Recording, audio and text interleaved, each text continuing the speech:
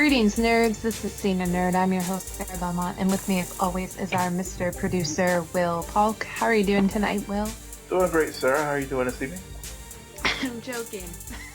You're joking. Oh no. Oh no. EMS, get Sarah's all stat. I needed water. Like, okay. I went through the first line, and then I'm like, yeah, there's something lodged in my throat, but I'm here. I'm here. That's good. You're not dead yet. That's good. Not dead yet. Nope.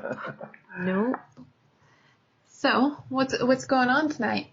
What's going on tonight? It's well, I guess real time stuff. I guess the Teen Choice Awards are going on right now. Saw where a couple of our shows That's not an award show.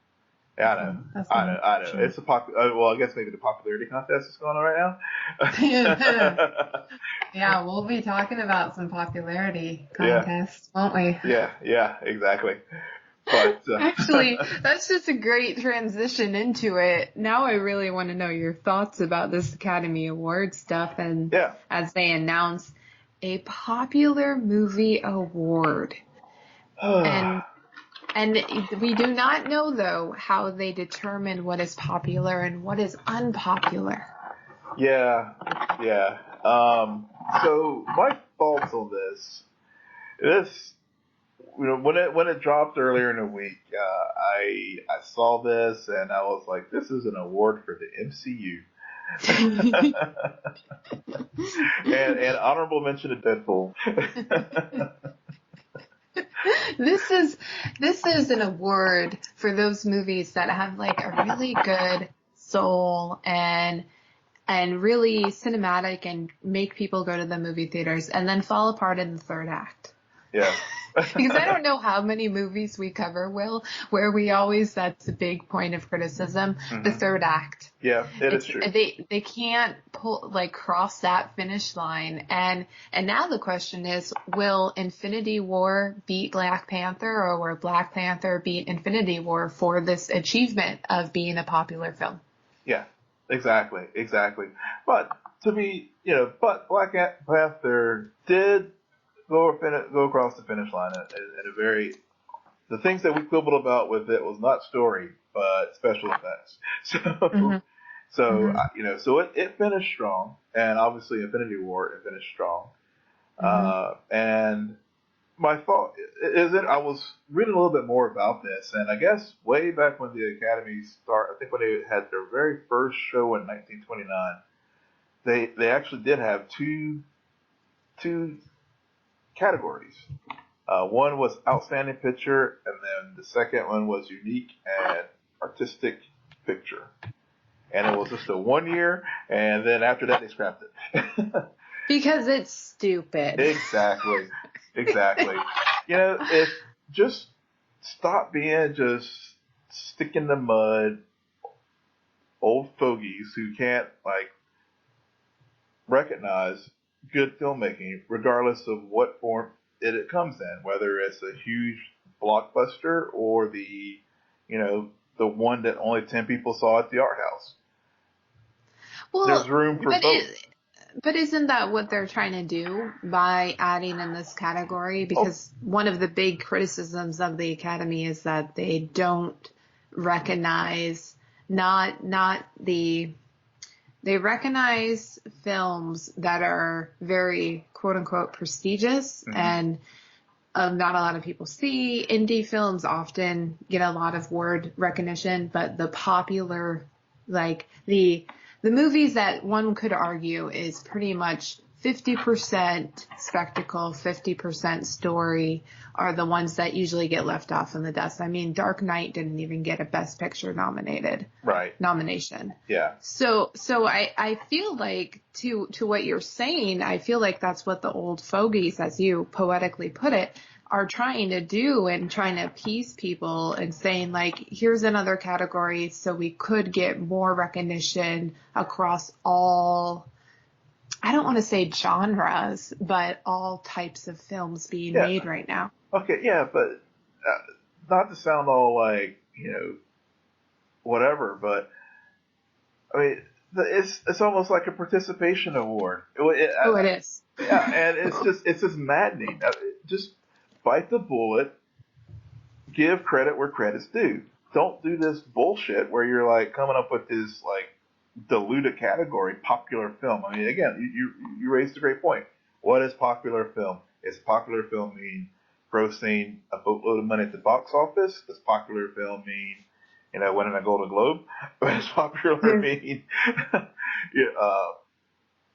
winning a People's Choice Award? I mean, just, any number of things could go into what is popular.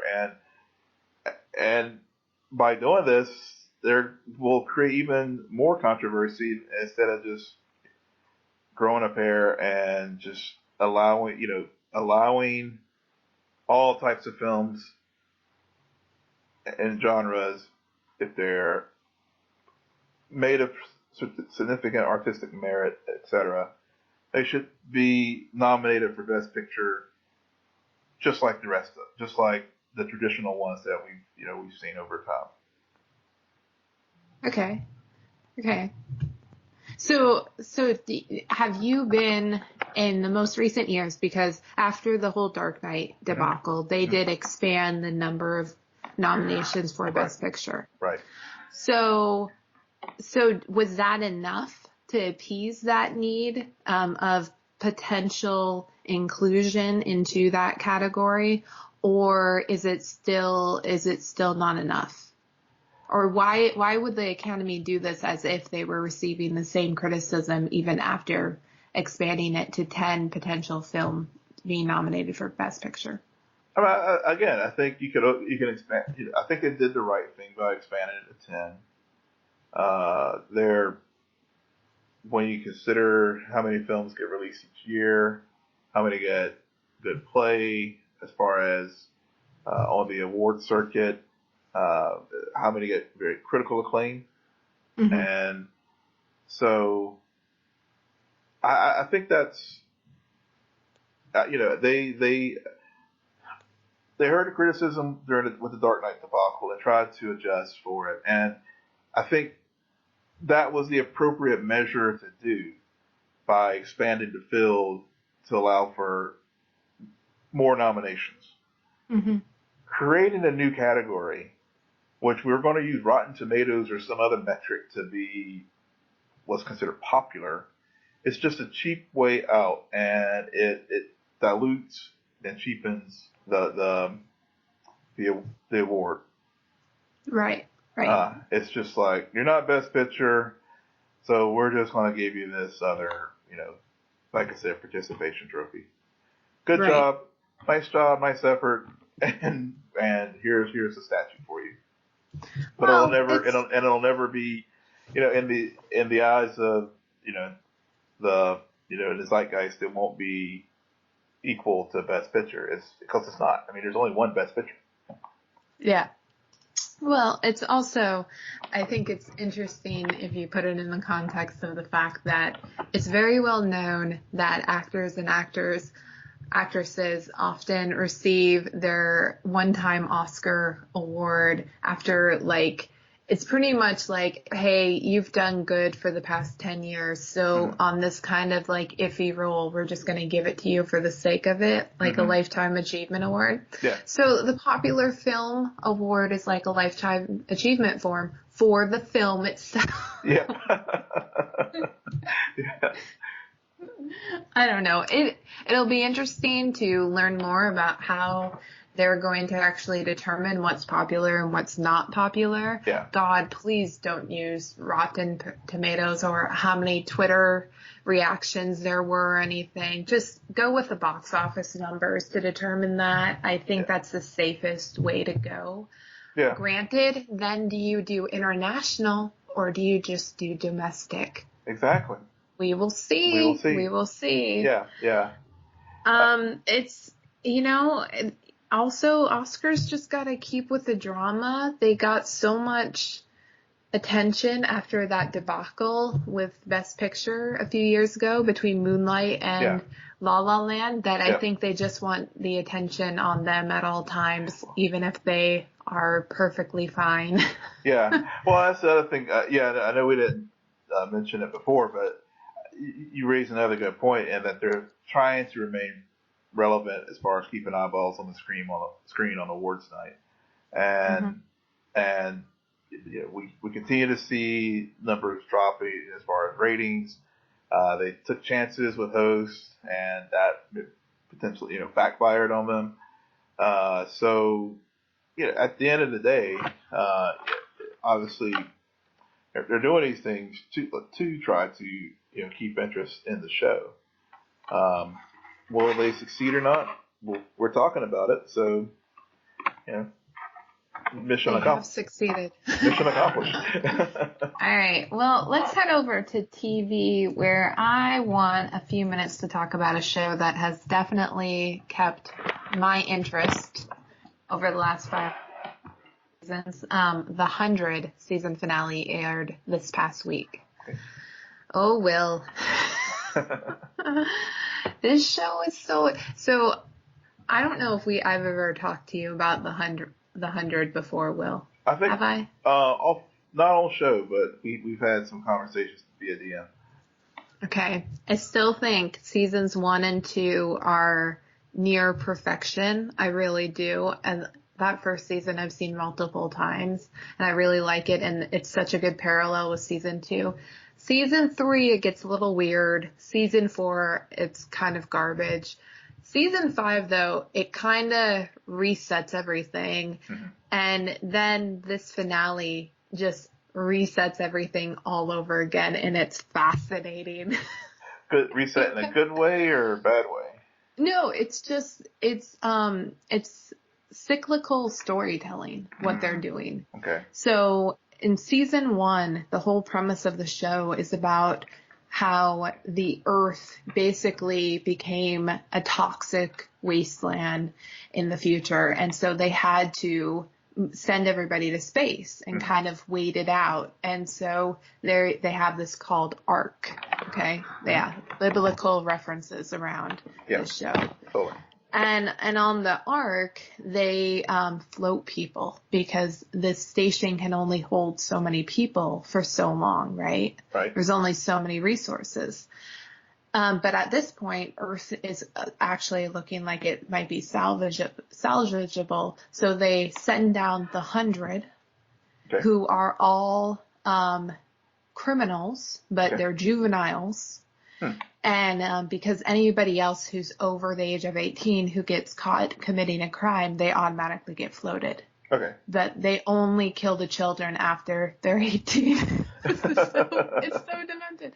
So anyway, they go down to Earth, and then there's the grounders on the Earth because, well, as Jurassic Park films tell us, life always finds a way to survive. So there are actually people down there. So it's this idea of the people on the Ark are now invading Earth. Okay. And whose land is it, which leads to a lot of bloodshed and a lot of killing. And you see this come up over and over again as new clans emerge and this whole universe expands. Well, in the last season, it got to a point where they realized that the Earth actually was going to have another natural disaster to make it toxic again. So everybody either had to go underground or to space. Okay. And then at the beginning of the season, everybody came back down or up. And I'm getting way too nitty gritty in the details about how this is cyclical. But it's just this idea of, are humans actually allowing life to go on, or are we actually like just killing each other like time after time again? Like, we're our villains of the story. Yeah, I don't know if any of that made sense. It did a little bit. I'm gonna take that as a no, everybody. I've never watched the 100. I've seen it advertised. I know you have praised it. But also have had your moments where you have said, even though it's driving me crazy, I'm sticking with this show. So what you said made some sense. I think I was trying to think of other genre specific shows. I was thinking of Wall-E or something, or what was another show or movie like that where it is a similar type of structure where we screw things up and now we gotta try to fix it, but going off into space and then hopefully we'll come back to a cleaner Earth, but then we're just doing the same thing over again. Yeah, and spoiler alert, in the season 5 finale, they find another Earth. Oh my god. Oh gosh. Oh my god. I know. I don't know. Yeah, Wall-E, it's close, but even Wall-E doesn't get really at the point that I think over time this show has really developed this theme of cyclical storytelling, but not beat for beat. Every time it's familiar, but it's always a little bit different or different enough to keep your interest, I should say. Gotcha. Yeah. Which is fascinating. And I was thinking about it prior to the show, the way that theme just keeps brought up over and over again, and the subtlety of that reminds me of a current show that I'm obsessed with called Sharp Objects on HBO. Yeah, because I was watching an interview with Amy Adams and Gillian Flynn, the author of the book that the show is based off of, and they were talking about how the show and its themes are they go around and around, where historically in this town, the abuse of the female are it's inherited. Every generation inherits the same cycle of violence and self-harm and disturbing behavior. But that's just the rituals, if you want to say. That's just the history, and it's hard to break the pattern. You're always just stuck in this little town. So interesting. Yeah. I've heard really good things about Sharp Objects. I haven't checked it out yet, but I will add it to my list after I get through This Is Us. How far are you in This Is Us? I am working my way through the first season. I started. I had to cut myself off so I could actually get some sleep that night because it's good. You have you did it again, Belmont. You got me hooked to another show. Have you cried yet? I will not say, but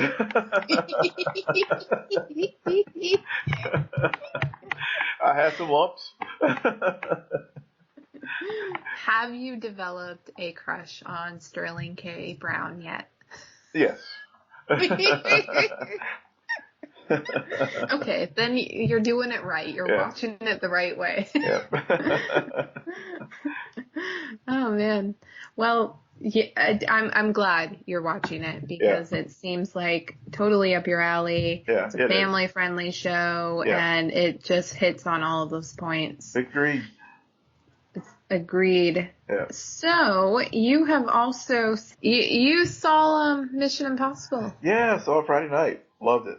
It was. I know you're not a big fan of the Mission Impossible series, or is it Tom Cruise, or both, or both, or neither? No, I'm actually I like Tom Cruise. Okay. He's had some really good roles in the past. I could care less about Mission Impossible because I saw what was it, Rogue Nation. Mm-hmm. Because everybody always tells me, oh, this is the best one. It was really good. It totally took the franchise. And I watch it and I'm like, I have no idea what's going on, nor do I care. And it's just action after action sequence. Yeah. And I don't know. It's so, there's something about it where I'm just like, I don't understand why this is different than anything else. But I don't know. Maybe Fallout could be. I mean, besides Henry Cavill, isn't it? Yeah. Well, yeah. So spoiling too much. Henry Cavill's character, he is a CIA operative, and he's teamed up with Ethan Hunt's Possible Mission Force. Unlike the other MI films, this one is actually a direct follow-up to the previous film, because typically they've all been standalone stories. So this one does follow up from Rogue Nation, which I think if you watch the two of them together, I think you'll like it. I think you'll like these two installments when you watch them together, because I did watch Rogue Nation. Just like when any new film in a series comes out, it's on every night of the week. So, so I did rewatch Rogue Nation prior to watching Fallout.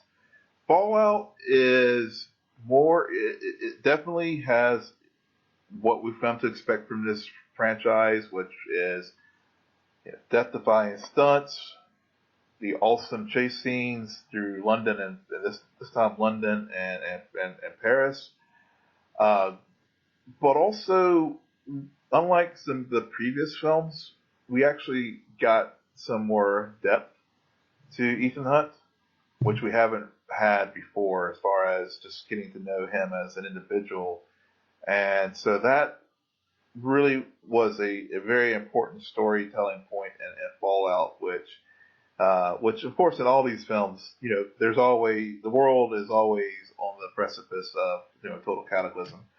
But having it personal to Ethan this time actually made the stakes even greater. And as a viewer, the last 15 minutes of the film, I truly was like on the edge of my seat, knowing that the good guys are going to win, but just to see it just executed was just it was worth the payoff. And it was a 2.5 hour long movie, and it did not feel like that at all. I mean, it was well paced, well acted. Henry Cavill and his character. Where was this guy during Justice League? Because he has that charisma that was lacking in some of his other work, Justice League, Man of Steel, and so you read the script. Yeah, that's where he was. I guess so, but I really enjoyed it, and I would recommend it to anyone who likes the MI series, or if you're on the fence or not sure about it. I think watching Rogue Nation and then watching Fallout, it's a definite payoff to watch them in sequence like that. So you said during that in all of these movies, it always like the world is going to end and the good guys save the good day, and like that's the beat for beat. And after watching Rogue Nation and listening to others talk about the previous movies, it seems like the common beats for Mission Impossible is that Ethan Hunt's team is always like, first they're part of the CIA or something, and then they suddenly find that they're on their own to do this mission because they're disowned by America, and they're just doing it because they're really good people. Well, it takes. Or are they cocky sons of a bad word, and they just want to prove that they can? They prove that they can, but part of it is, they do get disavowed. Yeah, that's just part of the trope that Ethan gets disavowed. But you know what you're getting. I mean, there's no, but it's just very well executed. It's just a fun, brain candy kind of film that does this.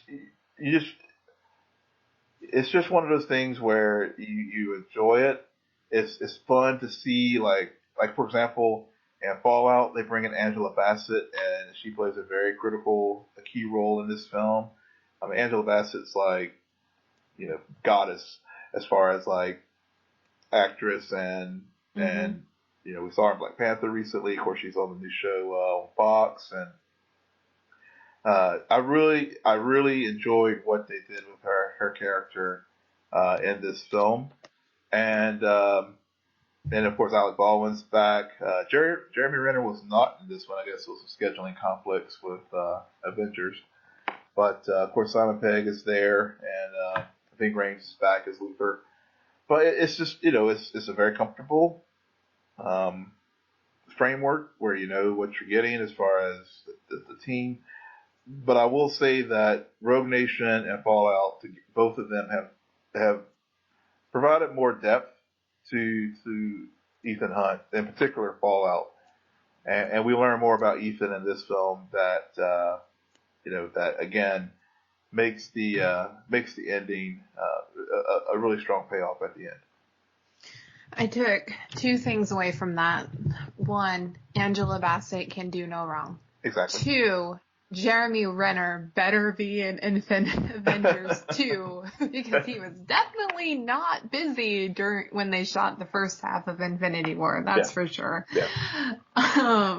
But yeah, I just there's these movies growing up, we didn't really watch a lot of the action movies for some reason, so it's not a part of, I don't know, it's not in the stack of my DVDs. I never really caught on, and that's also probably why I was never a big James Bond person either. It's because I understand that there's a cult following for these films, and that these films have a place in the market, because in the summer, there are points when all you want to do is go to a cinema, eat popcorn, and just watch people do crazy crap. Yeah. That's it. Yep. Totally understand it. And you know what that sounds like? Front runners for the Academy Award of Popular. You nailed it. Yeah, there you go. You're right. Yeah. Because and James Bond was like the guy who started this all. Although I don't know if he was ever disowned by the Secret Service or whatever he's a part of. Yeah, I think he was. Majesty's. He was disavowed, I think, one or two times by Her Majesty's Secret Service. So. I will say that the one time I enjoyed James Bond was when I listened to the How Did This Get Made podcast about A View to a Kill. Very funny. Very funny. Was it funny because of the soundtrack, or just Duran Duran, or? No. It was funny because they broke it up and took, like, basically put that movie through the wood chipper and was like, this is ridiculous. Yeah. Ridiculous. Yeah. Well, when you look back at the Roger Moore films of Bond, those are my least favorite. He says that now, everybody. He says that now. No, well, it's true. Well, I have 25 films of body of work to look at, not counting Never Say Never Again, which was outside the universe, but Connery still, played Bond. But so yeah, I think if I had to rank my Bonds, I would, not to sound prisoner of the moment, but I would have to say Daniel Craig's 1. Timothy Dalton's 2, Connery's 3. Interesting. George Lazenby's 4, and Roger Moore's 5. Where would Idris Elba land if he ends up getting cast? Well, if he gets cast. I mean, at this point, I don't know what's true. I mean, I think Friday morning Twitter lit up because the word was that he was. It seemed like it was all but just signed on the dotted line. And then as the day progressed, it was the person who allegedly had this conversation with Barbara Broccoli, Antoine Fuqua, I believe his name was, basically said, no, I didn't say anything. We didn't have this conversation about Idris being cast. But I will say this, if he were to be cast, he would definitely be in the top 3. Yeah. I think he would make a really good Bond. I've always liked this. What's so funny about this whole thing, though, is that I've been listening to a lot of schmoedown over the weekend, and we've been having this conversation about him being the next James Bond since 2014. Yep. Even he. And then suddenly he sends out a tweet that says, "My name is Idris Elba," and suddenly everybody's like, "Oh my God, he's James Bond!" James Bond, yeah.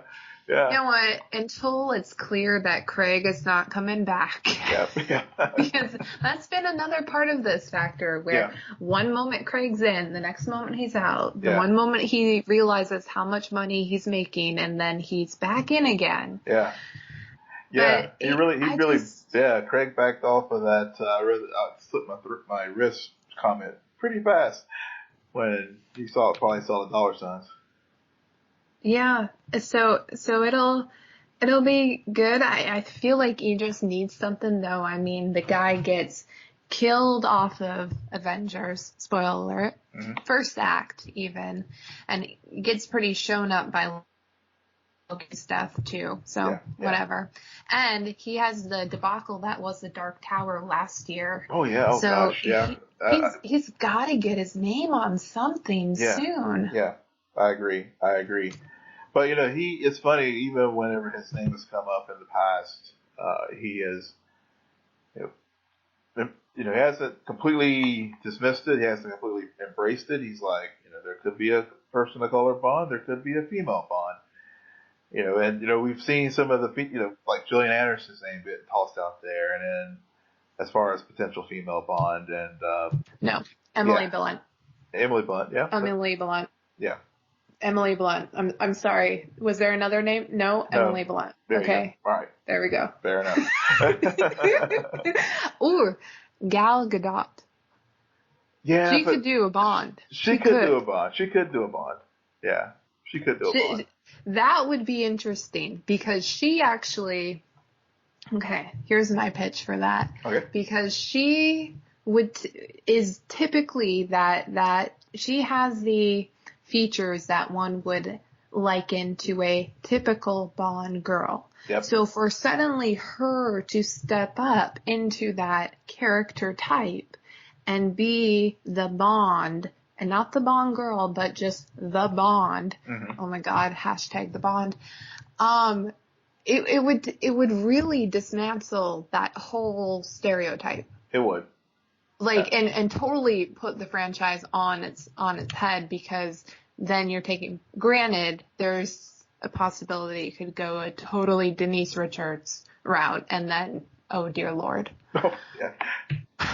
But, I mean, she is Wonder Woman, so whatever. Yeah, she can definitely carry action. So I wouldn't worry about that. That's a great, but what better way to completely flip the franchise around, and like you said, the prototypical Bond girl becoming James Bond. That would blow things up. But hey, you know what? We have a female Doctor Who now, so anything's possible. It is. I mean, as long as she doesn't get cast, or if Idris gets cast, as long as they don't get backlash. Yeah. Because the ironic part is this is what the studios hear the public want on Twitter, and then they do it, and then they get backlash. Forcing the people to leave. I mean, let's look at now the Batwoman casting. Yes. Ruby Rose. Female. Check. Yep. Androgynous looking. Check. Yep. Lesbian. She is check. A lesbian. Check. And that's who they cast as Carrie Kane, a.k.a. Batwoman, on the CW. Yeah, Kate Kane. And then she gets backlash against it. And I saw an interview with her on Jimmy Fallon, and she was excited. Like, she kept tearing up about it, because this is, like, she gets to go out and represent and be the person that she felt like she never saw on TV when she was growing up. It's beautiful. It is. I saw the interview too. It is. And then she's like, oh my God, everybody hates this. Yeah. I'm just going to abandon Twitter now. Yeah. Yeah. What is happening, Will? I don't know. And yeah, I posted a story on our show page just with the casting and people were very positive overall. And then a few days later, we get the story about she's leaving Twitter because of just the backlash and to a person, the reaction that most of our followers on our various social media platforms all have been like, come on, this is why we can't have nice things. Because because and it's to your point, like, we give the people what they want and we do it, and then all of a sudden it's just all this vitriol and hate and and she hasn't even like uttered a line, right? And we're getting this stuff, and it's like, really, people. I mean, we're seeing it happen so many times now. Obviously with people of color, with LGBT, TQ, and women, obviously, get it all the time anyway. But then whenever you're a woman and you're gay or you're black or you're this, it's like, or Asian, it's like the toxic fandom just comes out. And someone made a good point. It's like, okay, keep acting this way, folks. We're nerddom, and this genre is going to be the death of the genre because of just the toxicity that we've seen so many times here in the last few years. Between this and, I mean, Last Jedi, we've seen what happened with Leslie Jones and Ghostbusters, and what's the young guy, Kelly Tran from, I mean, it's the Titans. I mean, it's just stop. Really, right? Yeah, just stop it, people. And and granted, I did one of our commenters did note that Ruby had an incident herself a few years, I think last year in New Orleans, where she wasn't, I don't know if she was hangry or what, but she was like tossing fries and treating wait staff at a restaurant pretty badly. But so yeah, we're obviously people aren't angels. People have their bad moments and stuff, but nothing rises to the level of some of the crap that the actors and actresses get on social media, to the point where they're leaving these platforms. Right, and it's also, I mean, to that point, there's the actress or actor persona, and then there's the person that they really are in real life. Mm-hmm. And usually, I mean, I've said this multiple times, I never cared for Stephen Amell, and then I started watching Arrow, mm-hmm. and beyond that, I started following him on Twitter, and I think I love that show so much more, not because of the show, but just because I'm rooting for him to do well, because he is such a good person, and you see that. Mm-hmm. And I think that a lot of people do generally root for, because of the access we have to celebrities these days, this level, we are able to really root for them beyond just, oh, I really like this project that they were in. They did a good job. No, it's that I like this project and I really like what they're doing outside of that, and I like their brand. Mm-hmm. So Ruby Rose, like, I think she's perfect casting. Mm-hmm. I do have my reservations though, because I don't know her acting ability. I really don't. Yeah. I know that she's been cast in a lot of movies. Yeah. But but not also leading any of those movies. And it's a different type of thing when you have to lead a TV show. Yeah. That's true. And the deciding factor will be the crossover, and when she's introduced, how she relates to everybody, how she acts off of them, and what she can bring to this universe that we haven't seen before. Yeah, you're 100% right. It's so, the crossovers are always the focal point event for the Arrowverse. Mm-hmm. And and they are, unlike, introducing her like they did for, example with Grant Gustin on Arrow, And then of course with the Legends, having the little mini crossovers on the Flash and Arrow before they did the full spinoff with Legends. Mm-hmm. They are going to introduce her on the week where every eyeball in the CW Arrowverse fandom is going to be watching, because the crossover week is the one week where everybody watches every show. Right. So yeah, rise or fall. This is going to be a make or break moment for Batwoman. Mm-hmm. I don't know her. I mean, I haven't watched. I know she was on Orange is the New Black. I haven't watched that show, so I can't speak to it. I know she was also in, I think, John Wick 2. Yep. John Wick 2, Pitch Perfect 3. Yeah. The Meg. Oh yes, that's right. Yeah, which did well this weekend apparently. Apparently. You know who I really want to see her act with, and what I really want them to do. This is my ideal. Yeah. Will. I really want to see her interact with Kara. I want them to be on the same. I'm rooting for her to be on Earth 13 or whatever Earth Kara's on. 38, yeah. Yeah. Yeah. And then I want to see Batwoman versus Supergirl. I'm sorry, Batwoman v Supergirl. The redemption story. It just made me happy because I mean, I don't know much about the character of Batwoman, but she does feel like that great foil to what Kara represents. Yeah, she does. So could see them clashing.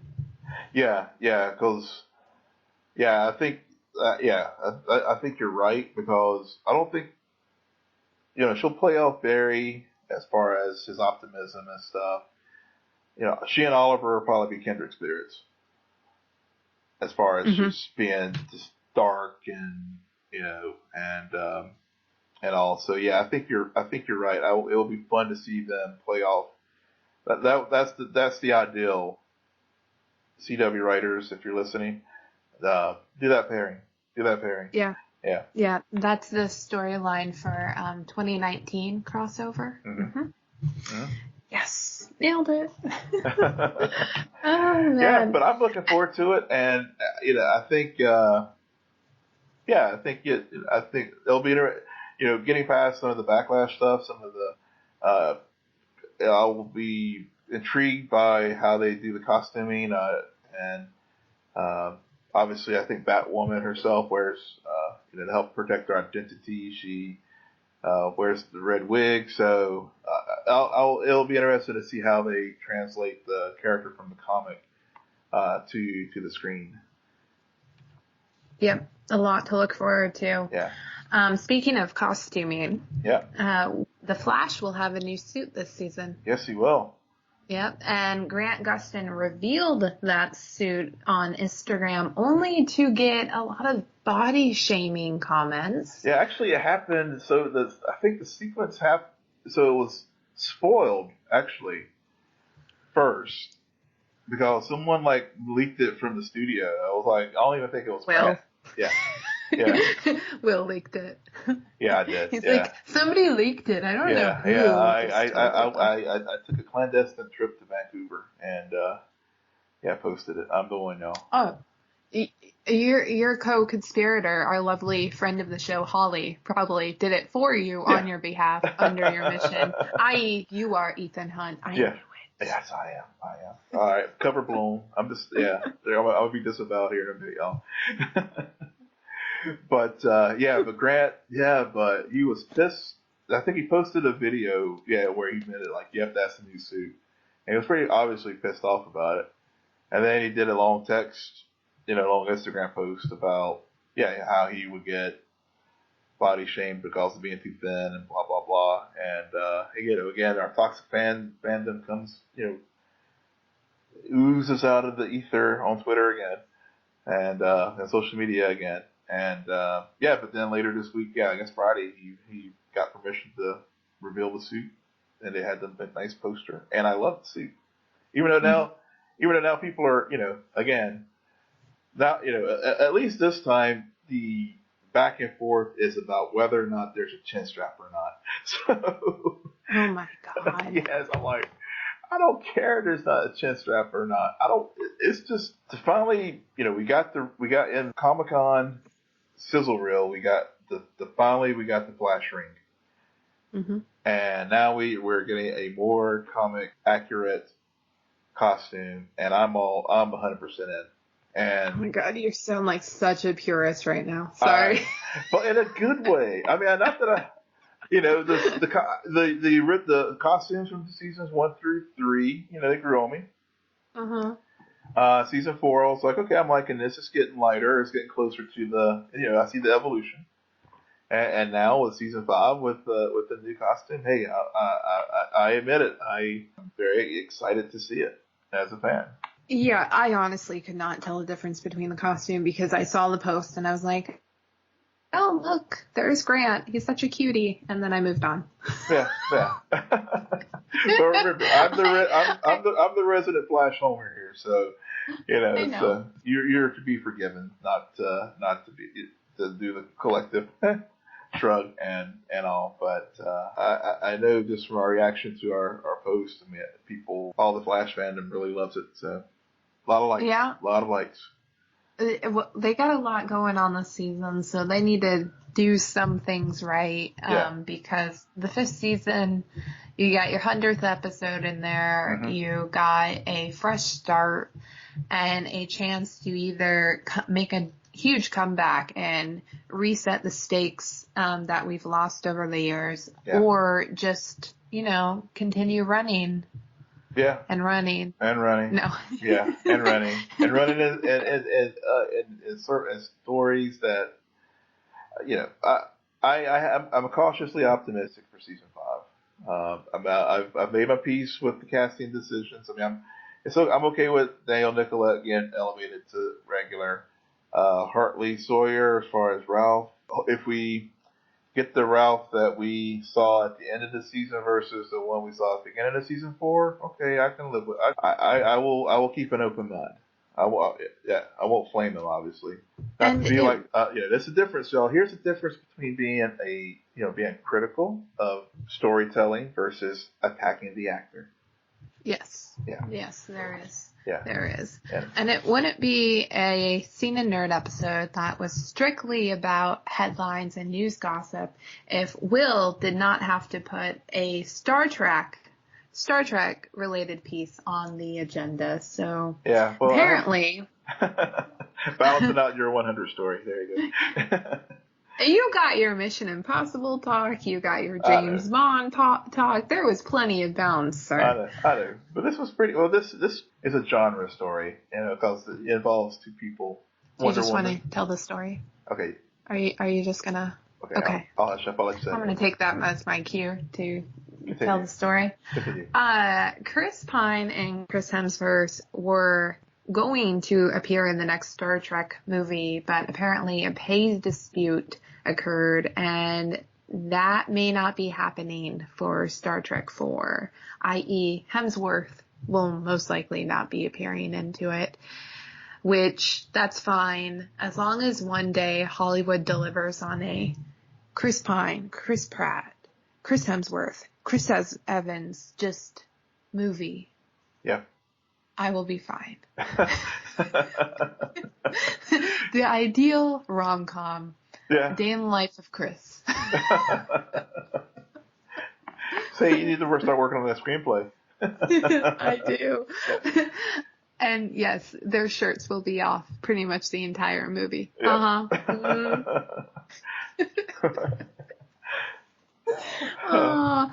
So do you think it was just the pay dispute, or is Chris Hemsworth like, why? What happened, Will? What do you think happened? So what I think, I think what happened is, so the studio is like, look, yes, we understand you, because they've already signed the two actors to the project, but they wanted it at the old salary scale they had signed them. Hemsworth and Chris Pine are like, whoa, we're bona fide A-listers now, and we should be paid as such. And the studio was like, well, Chris P, Star Trek Beyond, like, woefully underperformed. You know, if you want to make the big bucks, then go join the Avengers. But, you know, Star Trek right now, it's a legacy franchise, but, you know, it's not a box office sure thing. And No. it's not. And Chris were like, Chris squared were like, screw you guys, we're going home. So I think that Chris Hemsworth, he got revitalized as a box office commodity with Thor Ragnarok. yeah. And then to follow that up, Avengers Infinity War. And he is currently shooting a new Men in Black movie with the also can do no wrong Tessa Thompson. So I feel like he's kind of in that mood of like Star Trek, the franchise, yes, it has its niche audience, but that audience is not selling the tickets that is needed to really keep this train going. My name can get you fans like Sarah Belmont. And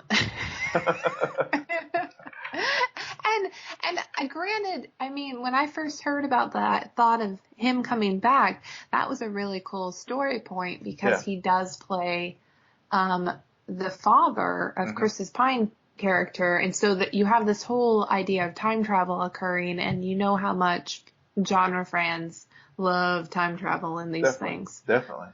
So I feel like the combination, he was just like, the bottom line is I get the same amount of money as the Pine over there. Yeah. And because I have the same pretty blue eyes. Yep. And Pine is like, look, you know, I'm a legit A-lister now too. You know, between Wonder Woman and any number of other projects that he is being assigned to. He was like, pay me my money. What I signed up to get paid for, and don't be bean counters and try to basically ask me to take a pay cut. So, you know. So they you know, it's one of it's. I think they will probably work it out, and they're moving forward because everyone else in the cast, the principal cast, is I think their deals are very close to being signed. They brought in S.J. Clarkson, who's going to be the very first female director for a Star Trek film, and she, you know, for Jessica Jones fans, she directed some episodes of that, and also I think Succession. So, you know, Star Trek 4 could be. Star Trek Beyond definitely underperformed. 4, you know, like you said, I mean, it's a time travel story. There's great potential there to revitalize the franchise. So, you know, the studio could also look at it like, we have 2 bankable stars here. Let's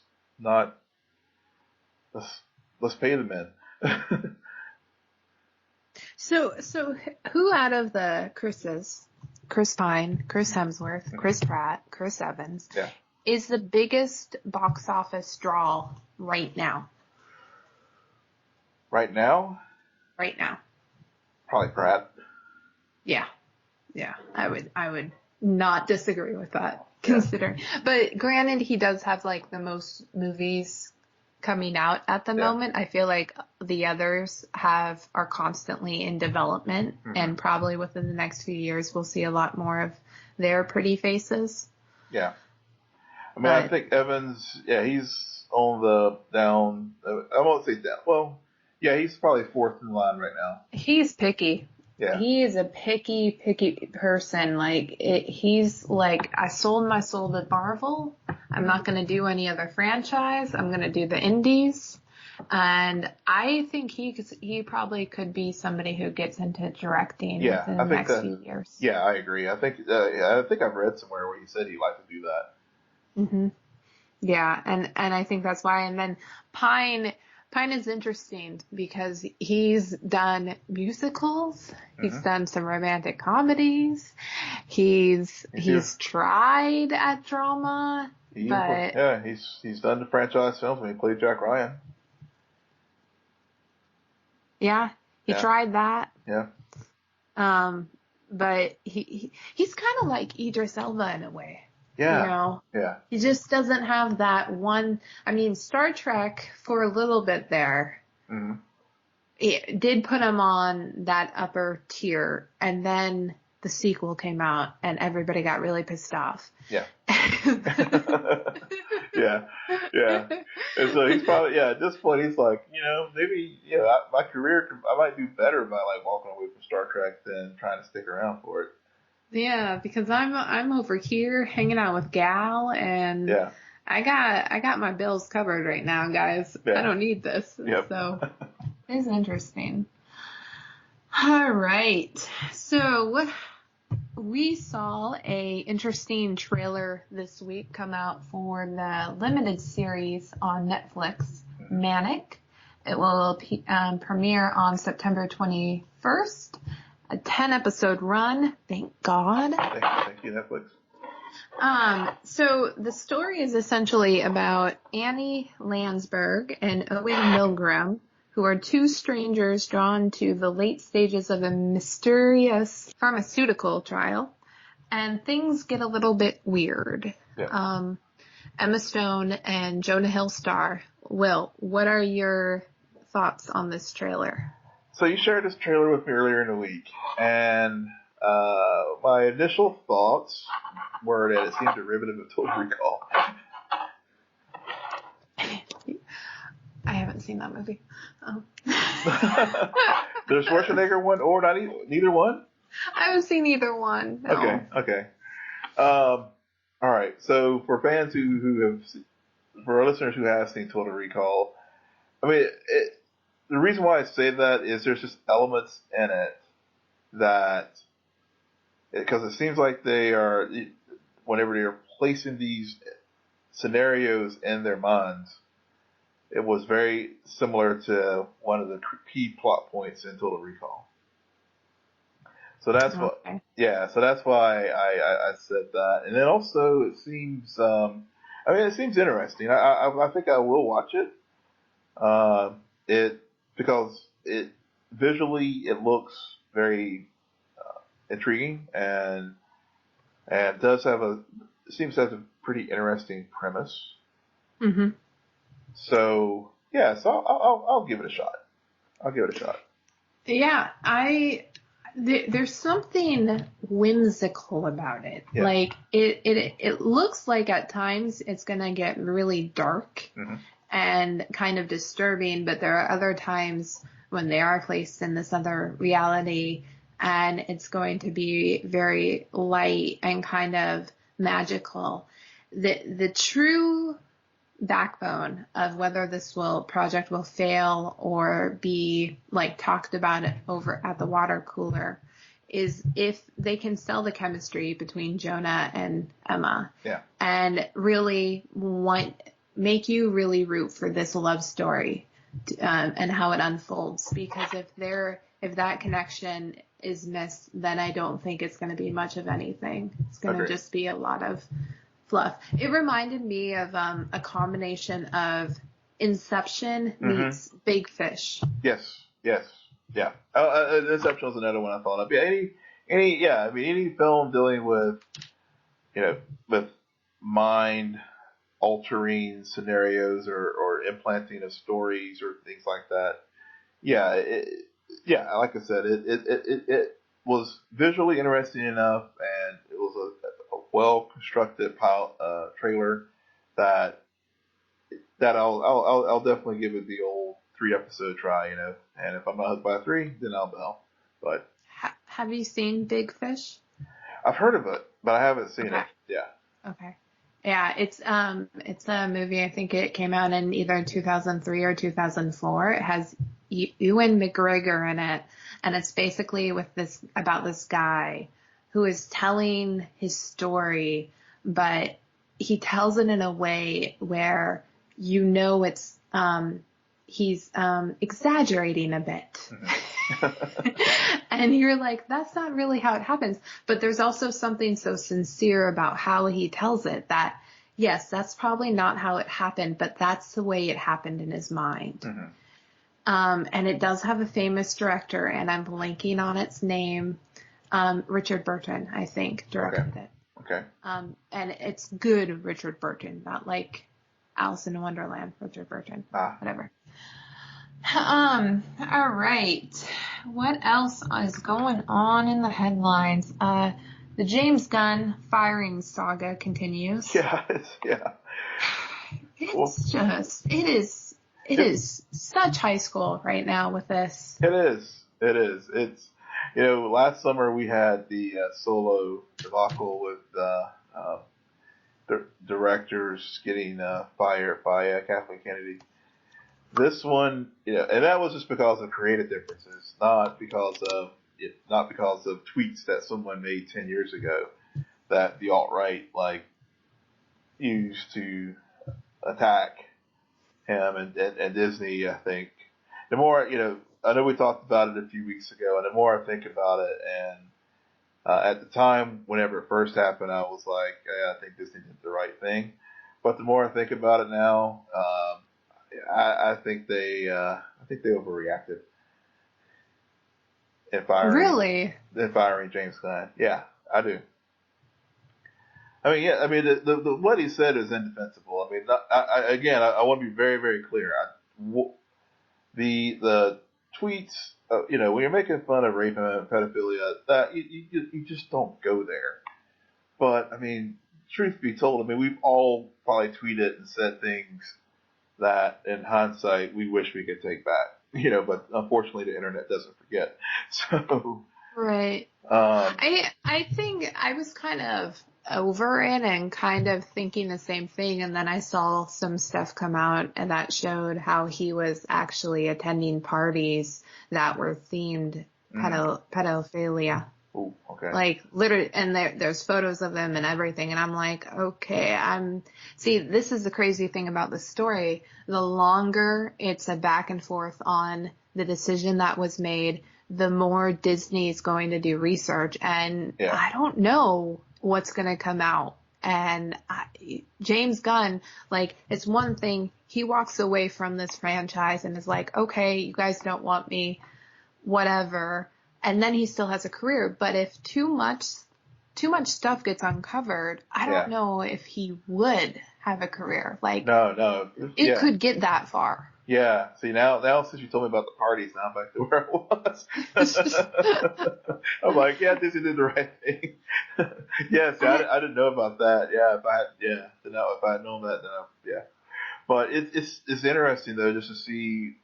I'm sure the cast is probably aware of some of those things, and they did have the show of solidarity, and then Dave Bautista went even further to say, look, use the script or I'm out.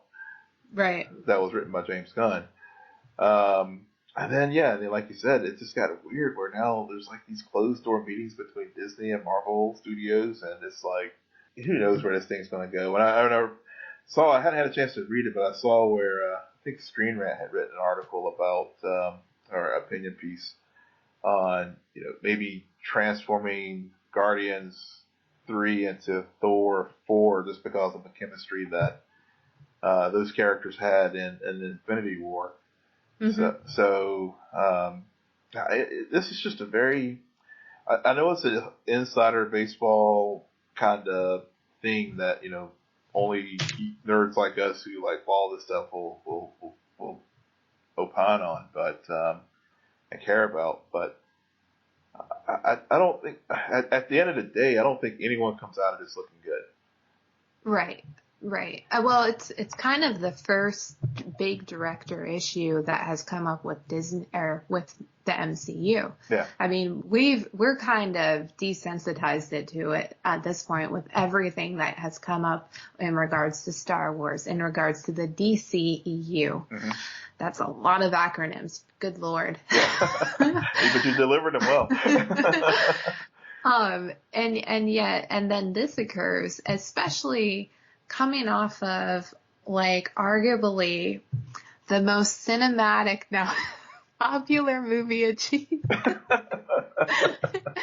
And where you there the bonus features that I've seen on Infinity War had included a great roundtable discussion of all of the directors of every MCU film that they could get into one room.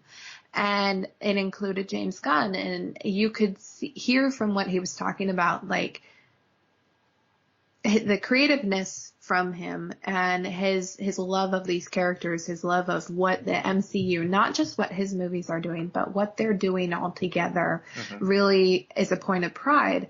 And so then to suddenly have all of this stuff come out where Disney is basically making the decisions for this studio, I feel like what's so interesting about it is that you're really seeing the new way the business is played, right? Yep. Because there was a lot of fear back when, or not fear, but there was kind of like, well, how will this change things back when Marvel was bought by Disney? And who knew, like, down the road it could lead to they're going to make determinations about who should represent the brand of their franchises, and the directors matter. Yeah. I mean, that's the crazy thing. We're not talking about stars anymore. We're talking about directors. Yeah. Yep. They do matter. And, I mean, that the star out as it reaches a point where, thinking back to the Star Trek story, you could almost make the argument, well, with some of these characters, Robert Downey Jr. can only play Tony Stark. I mean,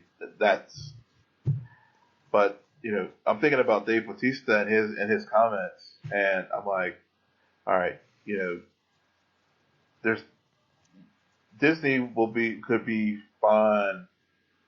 finding someone else to play Drax. Oh, I don't think that. I really don't. I love Drax. I love his version of Drax. I know his version of Drax, but I mean, and maybe, but I don't know. Like, Drax is a pretty big character these days. That's true. Yeah. I know that they have recasted smaller characters, but if they did that and you went into the next half or went into Avengers 4 with somebody else playing Drax, would that not be just jarring? Yeah, it would be. It would be. It would be. I mean, it can happen. I mean, you look at Richard Gambon versus Richard Harris with Harry Potter and Dumbledore. I mean,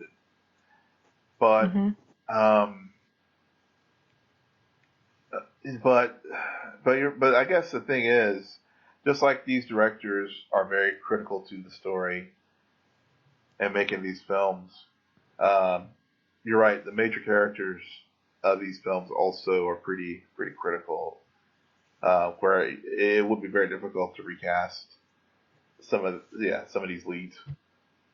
Yeah, it's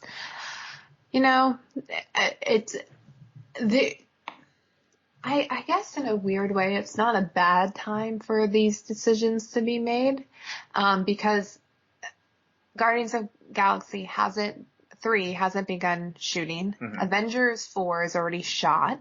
Yeah. Now there may be reshoots.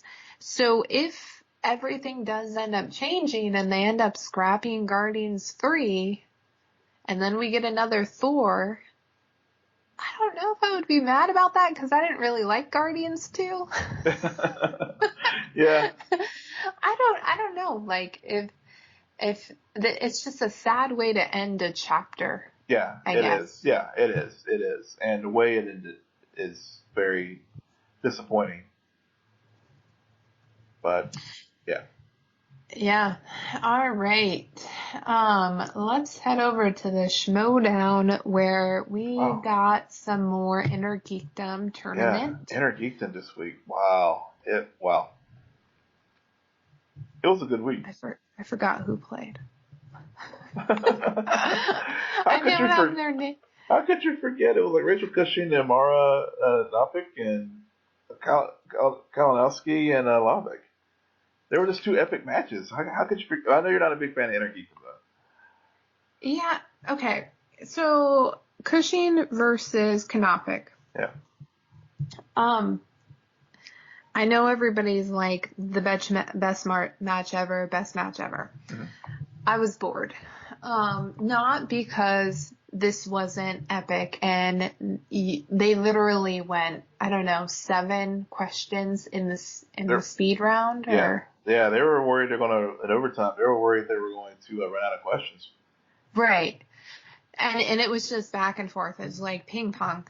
I was underwhelmed because, unfortunately, both of them were sick. Yeah. And there was no enthusiasm. Yeah. Kanopik really tried, but she tried a bit too hard for me because it just fell flat every single time she tried to make a joke. Cushing could really care less. She was like, ask the damn question, guys. I am going to barf. You could see she was like physically ill. Yeah. And then it made me think like if there was this whole conspiracy where Kanopik wasn't as sick, because she definitely did not seem that sick in comparison to Cushing. No. So then I went down that track and I got totally distracted. What was the question? Basically, I thought that these were epic matches this week, but you're rebutting that by saying that and that Tuesdays was kind of meh, even though it had a lot of drama, but it was, and I think we talked about this in the week. I agree with you that it was emotionally flat. There was no energy there. Right. But just schmoedown. Yeah, I mean, well, you don't hear the crowd like in the background yelling and just, the peanut gallery in full effect. Yeah, it does take on a different vibe, and I will agree that it was, but for the way the match played out, it was otherwise boring. Mm-hmm. But just at the end there, where they were, Harloff and Ellis were like, "Are we going to run out of questions here?" Mm-hmm. That was enough that was where, despite the lack of energy, it was just an amazing match to watch. Did you ever think that Cushing just purposely would miss an answer because she just wanted to get off of the stage? No. She was that sick. I don't think so. I think she was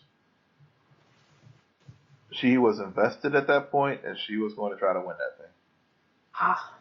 Rewatch it. I would argue, like, she got to a point where even every time they got, like, both of the answers, like, when she heard, like, they answered the same thing, she would just be like, oh my God, kill me. Yeah, I mean, there was that too, but you've gone so far as a competitor, you just want to, I mean, as a competitor, I would want to win it. I'm like, okay, we keep tying fine, but I may be like ready to puke my guts out here, but I want to win this thing. Right. Yeah, it's just these things come to my mind when I'm not as invested into who wins. Yeah. Not just because it's inter-geekdom, but because the storyline. It's one thing, like Kanopik versus Cushing. Both of them like each other. There's no story there for me. Yeah. What's really interesting is Cushing versus Kalinowski. But now I don't even get that, Will. Huh. I have to wait for that. And that's what I really wanted. That was my cherry at the end of this tournament. Yeah, well, it's this week. I just saw it today. It's the 17th. Cushing isn't playing Kalinowski? Oh, yeah, that's true. I'm thinking Kanopik won. Yeah, my bad. Yeah. Yeah. Yeah, I know, but I like Kanopik. I mean, Cushing's awesome too, but I was rooting for Kanopik. Yeah. No, she's a good player. Yeah. I wish she wasn't as dry, humor wise. Mm-hmm. It doesn't seem to play well for me. But if she has to beat Kalinowski, then so be it.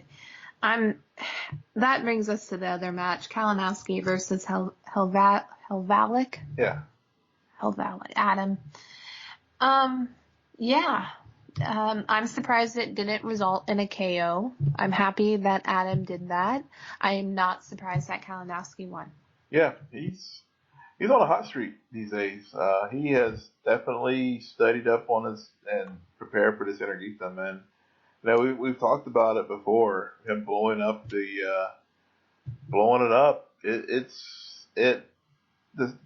is made for some very interesting matches and interesting team ups, and it has brought some, I think a little kickstart to the schmoedown. Yeah. I guess I'm just waiting for the secret that Kalinowski has hanging over Thad to come out. Yeah. I'm waiting for a big scandal to emerge at the end of this inter-geekdom tournament where Kalinowski was given the questions ahead of time.